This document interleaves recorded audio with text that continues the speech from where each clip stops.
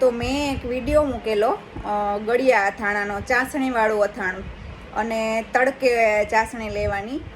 તો એમાં છે ને મસાલો બધો કરવાનો બાકી હતો અને ચાસણી ઉપર મૂકી આવ્યા હતા તડકામાં, અને હવે એ ચાસણી બની ગઈ છે.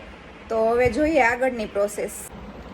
તો જો આપણે આગળના વિડીયામાં કેટલું બધું પાણી લાગતું હતું, હવે એકદમ ચાસણી આવી ગઈ છે. અને તમને આમ જોતા જ ખ્યાલ આવી ગયો હશે કે અંદર ચાસણી ચડી ગઈ છે આ બધી વસ્તુમાં, જુઓ. અને આનો કલર પણ ચેન્જ થઈ ગયો છે. તો હવે એમાં મસાલા કરવાના છે. મસાલામાં શું કરે છે મમ્મી?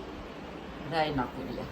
જો આ છે રાઈના કુરિયા, આપણે ઘરે બનાવેલા જોયા હતા ને, થોડા એ થોડા યુઝ કરવાના છે. અને આમાં મિક્સ કર્યું છે, આ છે તજનો પાવડર, આ છે વરિયાળી, અને પેલું ધાણાના કુરિયા છે. તો ચાલો આ બધું એડ કરી દેવાનું છે.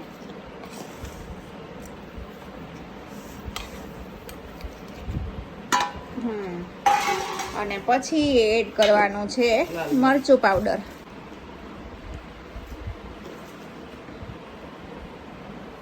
આમાં છે ને હળદર નથી આવતી અને મીઠું નથી આવતું. મીઠું આવે છે મમ્મી? નહીં, મીઠું નથી આવતું બિલકુલ. તમને પસંદ હોય તો તમે થોડું ઘણું એડ કરી શકો છો, પણ અમને આ વધારે પસંદ છે, એમ જ મીઠા વગરનું. જો હજી પાછા કેટલા દિવસે આમ મસાલો મસ્ત ચડી જાય, ચાસણી ચડી જાય એકદમ. તો તરત જ ચડી જાય. બની ગયું ને? જો ચાલો, અથાણું રેડી છે, ગળ્યું અથાણું રેડી છે. એકદમ ચાસણી આવી ગઈ છે, જો સરસ.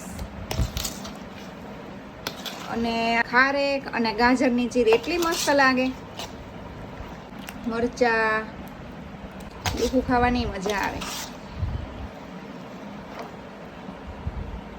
ચાલો, ગળ્યું અથાણું રેડી છે.